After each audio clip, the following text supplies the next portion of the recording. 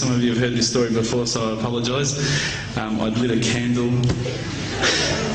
I had the window open, I had the curtains drawn, you know, I was trying to get that really spiritual feeling.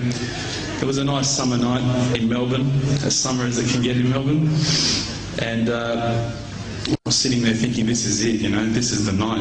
I'd been, you know, investigating all the spiritual proofs, all the scientific proofs about the fact that the mountains are the pegs, about, you know, how the embryo develops inside, you know, the woman, all these amazing proofs, but I still needed that little push. It's like I was on the edge of a cliff, I was ready to jump, I just needed a push. So I was sitting there, it was very quiet. I was reading Quran, and I stopped.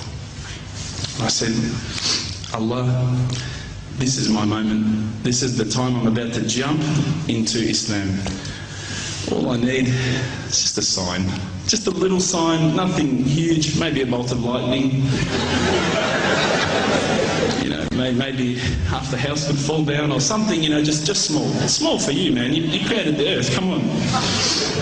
So I sat there.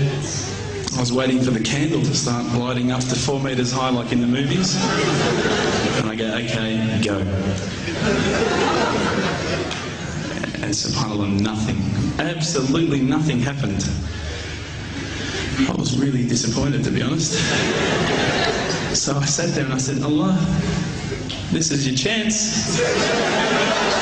I'm here. I'm not going nowhere. I'll give you another chance. Okay, maybe you were busy. You know, I know it's daytime over the other side of the world. There's a whole lot of stuff going on. Maybe this time it could just be like a car backfiring. You know, something small. All right, half the house, the candle. Let's forget that. A bird could fart outside. I don't care. Just anything. So I said, okay, go. And subhanAllah, absolutely nothing happened. And I mean, I couldn't have even said, oh, that was it.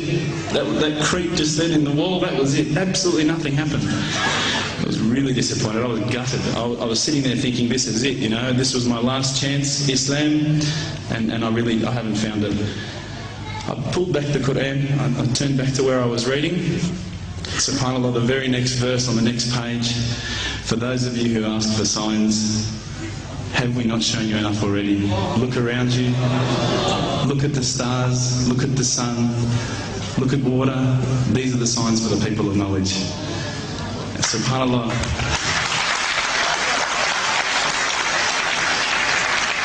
I threw the doona over my head and I pretended I was asleep. I was that scared because I couldn't believe how arrogant I'd been to want my own specific sign when all the signs had been there for me all along. The fact that we have this world, the fact that there is this creation, these are the signs for all of us. The next day I decided this is it, I'm becoming a Muslim. I'd been investigating Islam now for probably about 6 months, to be honest. I went in and I said to myself, this is it, I'm going to make shahada. I had no idea what I had to say, I had no idea what the words were. It was probably close to Isha prayer, so it would have been, you know, 7, 8 o'clock at night. I went in and I couldn't believe it, there was about 1,000 people at the mosque. I thought, subhanAllah, look at this religion. Look at how strong they are. It was the first night of Ramadan.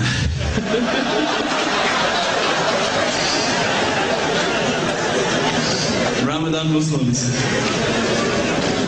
So I sat there and I was very nervous, I must admit. I got up and this person's going to me, you got to say these words, bro, Ashhadu. I'm going, what? Ash what? Can't I just say it in English? No, they say no, you got to say it in Arabic. And I thought, looked out over the sea of beards that I could see in front of me and I thought, if I get these words wrong, I'm a dead man. Again, I had this fear, you know. And they were staring at me, and I don't know if you know this, but Australians can't stare. Lebanese people can stare. So I was sitting there, I was very scared. I got up, and subhanAllah, as soon as I started to say the words, all fear went out of my mind. It felt as though a shower was inside my head and someone had just turned on the cold tap. It felt like I'd been flushed clean. I said the words, and I wasn't expecting so many brothers to come up and yell, Takbir, Allahu Akbar, and start kissing me and hugging me. Now, I'd never been kissed by that many men in my life. But it was a beautiful day, I must admit. And that day was the day that I had more brothers than I could ever imagine, more sisters as well. But I guess since that day I've never looked back. My family, I think, initially were very worried that I was going to be, I guess, a little bit weird towards them. That they thought that I was going to break out the AK-47s and the grenades. But they realised, I think, soon that this religion was actually making me a better person. Prior to Islam, you're not going to believe it, I had a mohawk. I did. I had, I'm not going to show you any photos. I had army greens, I had the Metallica t-shirt, I had the cherry docs. I was shocking, right? I thought I looked great, but I looked terrible. And alhamdulillah, ever since then I look as good as I do now. No, don't laugh, please. But my parents were the first people to actually say to me once, which really amazed me. They said, my father actually asked me for the Quran recently, which I was really happy about. I always thought he'd be one of the hardest people to work on. But he said to me, ever since you've been a Muslim, you've been a better person. You're more reliable. I can count on you to come and pick me up if my car breaks down. Whereas before I go, Dad, I was drinking last night, I don't know if it's still out of my system.